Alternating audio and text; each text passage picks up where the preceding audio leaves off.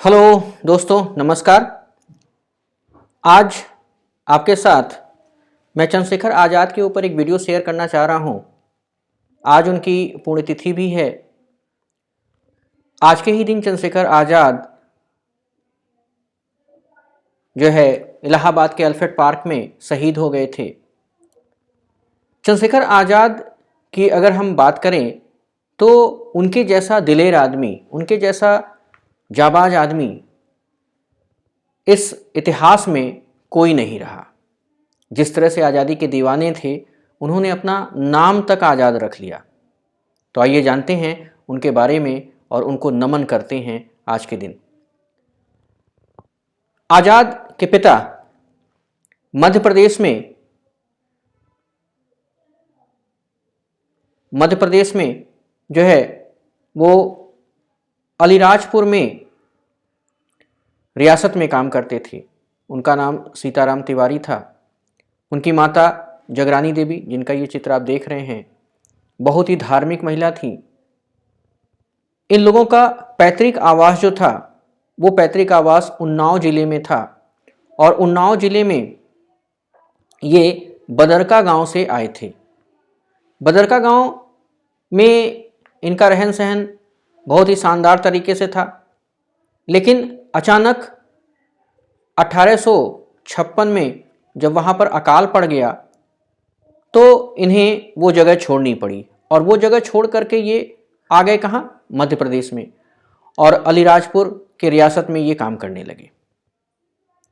अलीराजपुर जिले में ही एक जगह है जहाँ पर इन लोगों ने अपना बसेरा बसाया और वो जगह आज पवित्र हो गया है। क्यों? क्योंकि आज़ाद उसी जगह 23 जुलाई 1906 को जन्मे थे। तो आइए जानते हैं उस जगह के बारे में। वो जगह है अलीराजपुर जिले में ही भाभरा गांव। इस भाभरा गांव में उनका प्रारंभिक जीवन बीता। चूँकि भाभरा गांव जो बसा हुआ है, उनके आसपास का जो क्षेत्र है वो आदिवासी क्षेत्र है, इसलिए चंद्रशेखर आज़ाद इन आदिवासी बच्चों के साथ रह करके, भील बालकों के साथ रह करके धनुष बाण चलाना सीख लिए थे और कुशल रूप में तीरंदाजी सीखा था। ऐसा नहीं कि काम चलाओ तीरंदाजी सीखा, बहुत ही सटीक निशाना। इनका निशाना इनका ऐसा था कि लोग इनको निशानेबाज समझते थे। इन्होंने तीरंदाजी एक साधना के रूप में रखी, जिसका परिणाम ये रहा कि मध्य प्रदेश का यह धरती इस चंद्रशेखर को एक आज़ाद के रूप में एक नया जीवन दिया।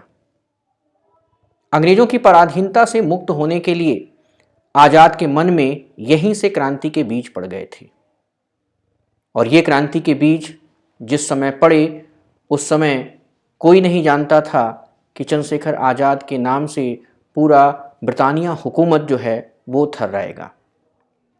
चंद्रशेखर के मन में अब बचपन से ही इस बात का जो है घर कर गया था, ये बात घर गई की थी कि अहिंसात्मक उपाय बहुत हो चुका, अब हमें सशस्त्र क्रांति की ओर मुड़ना होगा और बिना सशस्त्र क्रांति किए अहिंसात्मक उपायों से हम आज़ादी नहीं पा सकते थे।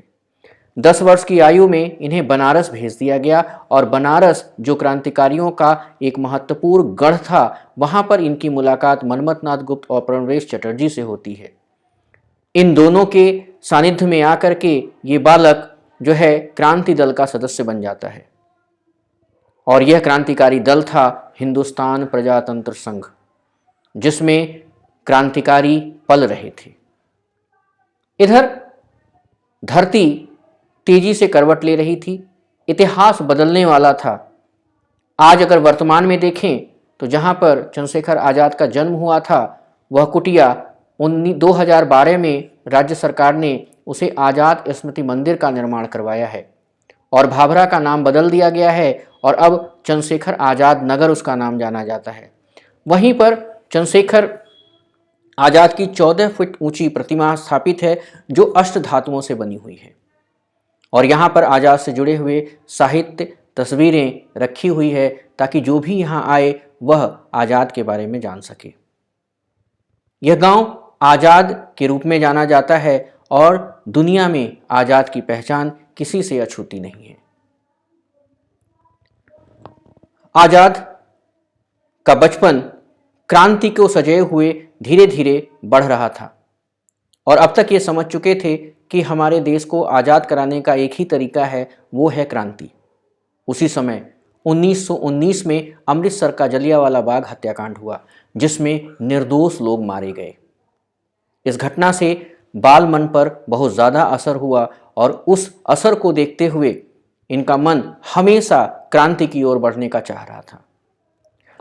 1920 में जब असहयोग आंदोलन गांधी जी के द्वारा शुरू किया गया तो यह छोटा सा बालक उस आंदोलन में सक्रिय भागीदारी की और ज्वालामुखी बन करके एक नया सूरज बन करके उभरा। 1920 के असहयोग आंदोलन के दौरान इसे गिरफ्तार कर लिया गया और जज ने जब इससे पूछा कि तुम्हारा नाम क्या है तो इसने बहुत ही शालीनता के साथ जवाब दिया कि हमारा नाम आज़ाद है। और जब माता पिता का नाम पूछा गया तो उन्होंने जवाब दिया कि भारत माता ही मेरी माता है। इस बात का उल्लेख जवाहरलाल नेहरू अपनी किताब में भी किए हैं कि उस बालक को देख करके हमें बड़ा आश्चर्य हुआ जिसे कोड़ों से पीटा जा रहा था और यह जो है चुपचाप कोड़ों की मार सह रहा था और सहते सहते इसके जिस्म छिल रहे थे, लेकिन फिर भी ये भारत माता की जय कह रहा था। ऐसा लग रहा था जैसे कोई नया इतिहास रचने वाला हो। हमारे रोंगटे खड़े हो गए थे। असहयोग आंदोलन जो है वो ऐसा लग रहा था कि हमें एक नया क्रांति देने वाला है, एक नया नेता देने वाला है। यह घटना इतनी ज़्यादा इसके मन पे प्रभावित हुई कि ये बच्चा वहाँ से फिर अपना जो क्रांति का बिगुल बजाना था वो झांसी के आसपास ही रखा और झांसी के थोड़े ही दूर पे ओरछा का ये जंगल, ये भयानक जंगल इसका कर्मभूमि बना और यहीं पर ये बच्चा जो है निशानेबाजी की कला सीखने लगा। और अब वह तीर धनुष की निशानेबाजी नहीं सीख रहा था बल्कि बंदूक और पिस्तौल चलाने की निशानेबाजी सीख रहा था। तमाम क्रांतिकारियों ने चंद्रशेखर आज़ाद से यहाँ पर मुलाकात की और अपने क्रांति दल के लोगों को यहाँ पर ट्रेनिंग के लिए इनके पास भेजना शुरू कर दिया। उधर चंद्रशेखर आज़ाद ने एक अपना छद्म नाम बनाया और वो छद्म नाम रखा हरिशंकर ब्रह्मचारी। और हरिशंकर ब्रह्मचारी के नाम से इन्होंने लोगों को पढ़ाना शुरू किया, यानी अध्यापन का कार्य शुरू किया। ओरछा का जंगल इस कृत्य के लिए हमेशा हमेशा ऋणी रहेगा। इस बात को देखें तो आज मध्य प्रदेश की धरती पावन हो चुकी है इस वीर के वजह से। लेकिन तभी अचानक एक घटना घटती है और वो घटना होती है 4 फरवरी 1922 की, जहां गोरखपुर के चौरी चौरा में भयानक दुर्घटना होती है और इस दुर्घटना में 22 पुलिसकर्मी जल करके मारे जाते हैं, जिसका सीधा आरोप जो है असहयोग आंदोलनकारियों के ऊपर लगाया जाता है और उन्हें पकड़ करके फांसी दे दी जाती है, जहां उनकी याद में आज भी यह स्मारक गोरखपुर जिले में खड़ा है। इस घटना से दुखी होकर के 12 फरवरी 1922 को राष्ट्रीय स्तर के असहयोग आंदोलन को रोक दिया जाता है, यानी राष्ट्रीय स्तर पर जो असहयोग आंदोलन चल रहा था उसे गांधी जी वापस ले लेते हैं। यह घटना चंद्रशेखर आज़ाद के बाल मन पर बहुत तेजी से गुजरती है और अब चंद्रशेखर आज़ाद ये समझ चुके हैं कि गांधी जी से कुछ नहीं होने वाला है, हमें हथियार उठाना ही पड़ेगा। वो अब हिंदुस्तान रिपब्लिकन एसोसिएशन के एक छोटे से दल में शामिल होकर के अपनी गतिविधियों को बढ़ा देते हैं।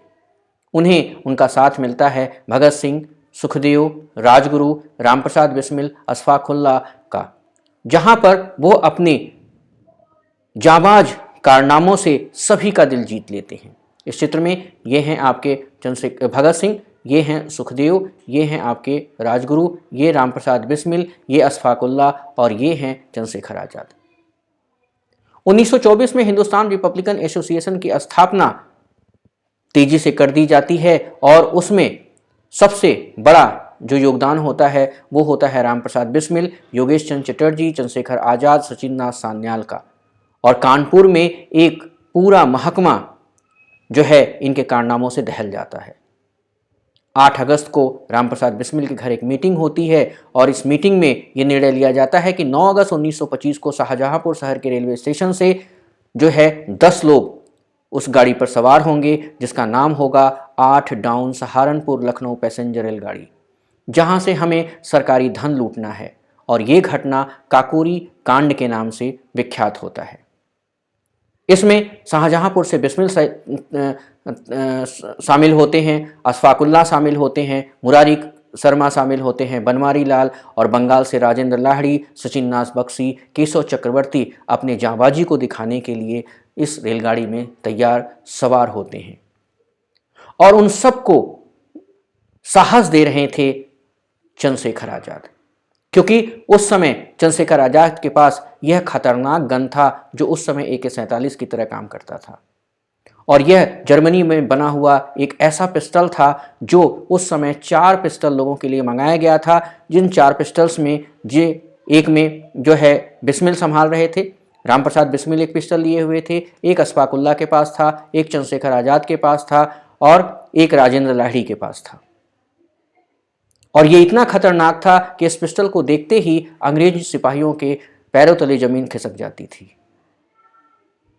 इस पिस्टल से एक दुर्घटना हो जाती है और एक व्यक्ति उस कांड में मारा जाता है। और इस काकोरी कांड में जो धनराशि प्राप्त होती है वो महज 8,000 रुपया ही होता है। इसमें ज़्यादा कुछ इनके हाथ नहीं लगता है, लेकिन उसका खतरनाक परिणाम ये होता है कि वो सारे लोग पकड़े जाते हैं और पकड़ने के बाद उनके ऊपर मुकदमा चलता है। और इधर चंद्रशेखर आज़ाद अकेले ऐसे व्यक्ति थे जो इस घटना के बाद कानपुर से बच करके निकल जाते हैं। चंद्रशेखर आज़ाद भगत सिंह, विजय कुमार, कुंदन लाल, भगवती चरण बोहरा, जयदेव कपूर और शिव वर्मा के साथ मिलकर के एक नई संस्था खड़ी करने के लिए अपना मंसूबा बांध रहे होते हैं।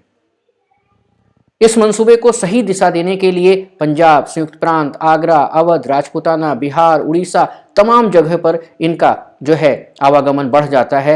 ये तमाम लोगों से संपर्क करते हैं और सभी क्रांतिकारियों को एक मंच पर लाने की कोशिश करते हैं और यह उनका सपना साकार होता है। 9 दिसंबर 1928 को दिल्ली के फिरोज शाह कोटला मैदान में एक गुप्त बैठक होती है जहां पर एक नई संस्था तैयार होती है, हिंदुस्तान सोशलिस्ट रिपब्लिकन एसोसिएशन।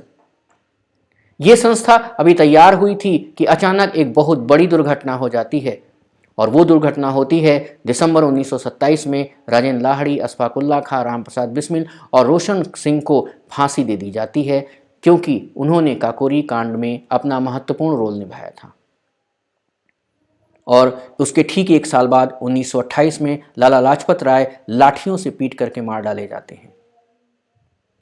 इस दुर्घटना, लाला लाजपत राय की दुर्घटना के जिम्मेदार स्कॉट और सैंडर्स को घेरने की तैयारी शुरू हो जाती है और इन लोगों का ऐलान हो जाता है कि 1 महीने के अंदर ही इन्हें खत्म कर दिया जाएगा। ये लोग स्कॉट को मारने के लिए जाते हैं लेकिन उसकी जगह पे सैंडर्स मारा जाता है। इसमें पहली गोली जो है वो राजगुरु मारते हैं और उसके बाद सारी की सारी पिस्तौल की गोलियां उतार दी जाती है भगत सिंह के द्वारा। भगत सिंह इस घटना में एकदम से हीरो हो जाते हैं और ये घटना लाहौर हत्याकांड के नाम से जानी जाती है। भगत सिंह, सुखदेव और राजगुरु तीनों वहां से फरार हो जाते हैं और पहुंचते हैं दिल्ली, जहां सेंट्रल असेंबली पब्लिक सेफ्टी और ट्रेड डिस्प्यूट बिल पेश होना था और यहां पर असेंबली में बम कांड की घटना की जाती है। और घटना होने के बाद ये लोग अपने आप को गिरफ्तार करा देते हैं, लेकिन अब इनकी सुनवाई शुरू हुई है, जबकि इन्हें मार्च 1931 में फांसी की सजा दी जाती है। लेकिन अब यहां देखना है कि अकेले चंद्रशेखर आज़ाद कौन सा काम करते हैं। चंद्रशेखर आज़ाद पागलों की तरह इन्हें बचाने की कोशिश करते हैं, एक जगह से दूसरे जगह घूमते हैं, लेकिन इन्हें कोई सफलता नहीं मिलती है। तभी गांधी जी के पास इन्होंने अपना विशेष दूत भेजा, लेकिन गांधी जी ने साफ मना कर दिया कि लॉर्ड इरविन से हम इनको छुड़ाने का कोई प्रयास नहीं करेंगे। अंतिम अस्त्र बचता है जवाहरलाल नेहरू का। चंद्रशेखर आज़ाद आनंद भवन इलाहाबाद पहुंचते हैं और वहां पर जवाहरलाल नेहरू से मुलाकात करते हैं। जवाहरलाल नेहरू ना आश्वासन देते हैं और ना ही कुछ मदद करते हैं, बल्कि चंद्रशेखर आज़ाद को कहते हैं कि आप रूस चले जाइए और वहां पर आप सुरक्षित रहेंगे। चंद्रशेखर आजाद को केवल कुछ विशेष नेताओं के अलावा दुनिया में कोई नहीं जानता था कि चंद्रशेखर आजाद कौन है, क्योंकि यह अपनी पहचान छुपा कर रखते थे। उसके बाद ये अपने दोस्त से मिलने के लिए पास में ही अल्फ्रेड पार्क पहुंच जाते हैं और अल्फ्रेड पार्क के इस पेड़ के नीचे बैठ करके उस दोस्त से मुलाकात कर रहे होते हैं और अचानक से कर्नलगंज थाने का एसएसपी बाबर वहां पहुंच जाता है और कोतवाली कर्नलगंज, जो समय थाने के रूप में था, यहां से एक भारी फोर्स उस मैदान को चारों तरफ से घेर लेती है, जिसे अल्फ्रेड पार्क नाम दिया गया था। यह घटना एकदम से शरीर को हिला देने वाली थी। चंद्रशेखर आजाद को यह पता ही नहीं चलता है कि यह सूचना किसके द्वारा मिली थी। चंद्रशेखर आजाद के पास पिस्तौल में जितनी गोलियां थीं, उन गोलियों से ये मुकाबला करते रहे। जब इनके पिस्तौल में अंतिम गोली बची तो इन्होंने अपने ऊपर ही दाग लिया और हमेशा हमेशा के लिए यह वीर सपूत अपनी धरती में समा गया। इसे मरा हुआ देख जो वहाँ के पुलिस अधिकारी थे, उनकी हिम्मत नहीं होती थी कि इस विशालकाय शरीर को नज़दीक से देखें या छुएं। 25 वर्ष की उम्र में ही यह बालक इतना बड़ा काम कर दिया था कि पूरी दुनिया हिल चुकी थी। उधर आनंद भवन में कमला नेहरू को इस घटना का पता चला। वो अपने सभी सदस्यों के साथ, जितने भी कांग्रेसी थे उनके साथ, इनके जो शव यात्रा में हैं वो शामिल हुई और इनका चुपके से जो है इनका दाह संस्कार इलाहाबाद में कर दिया गया। कहा जाता है कि इनके मरने के बाद अंग्रेजों को इस बात की भी पुष्टि नहीं हुई कि वास्तव में मरने वाला व्यक्ति जो है वो चंद्रशेखर आजाद ही था, लेकिन इतिहास के पन्ने में यह रहस्य आज भी बरकरार है कि आखिर चंद्रशेखर आजाद को मारने के लिए किसने खुफियागिरी की थी, किसके द्वारा ये बताया गया था कि चंद्रशेखर आजाद उस पार्क में बैठे मिलेंगे। चंद्रशेखर आजाद की पहचान कैसे होगी ये भी उस व्यक्ति ने बताया था, लेकिन आज तक किसी को नहीं पता कि किसने ये खुफियागिरी की थी। आज उस स्थान पर जहां पर चंद्रशेखर आजाद मारे गए थे, वहां पर एक बढ़िया पार्क बना दिया गया है जिसका नाम चंद्रशेखर आजाद पार्क रखा गया है और वह पेड़ आज भी वहां मौजूद है जिस पेड़ के नीचे चंद्रशेखर आजाद मारे गए थे। तो इस तरह से आप देख रहे हैं कि चंद्रशेखर आजाद का जो पूरा जीवन था वो पूरा जीवन एक बलिदान का जीवन था। उन्होंने इतने कम उम्र 25 वर्ष की उम्र में ही पूरी दुनिया को बता दिया था कि हिंदुस्तान के वीर सपूत अगर चाह लें तो वह सब कुछ कर सकते हैं। और आज के ही दिन 27 फरवरी 1931 को यह घटना हुई थी, इसलिए आज का दिन सबसे पवित्र दिन है। तो आइए हम सब उस वीर महान सपूत को नमन करें जिन्होंने अपने प्राण उत्सर्ग करके हमारे भारत माता की लाज बचाई थी, हमारे भारत माता के लिए कुछ किया था, हमारे भारत माता को आज़ाद कराने का एक प्रयास किया था। तो आज का ये वीडियो आपको कैसा लगा नीचे कमेंट बॉक्स में ज़रूर लिखिएगा। जय हिंद, जय भारत।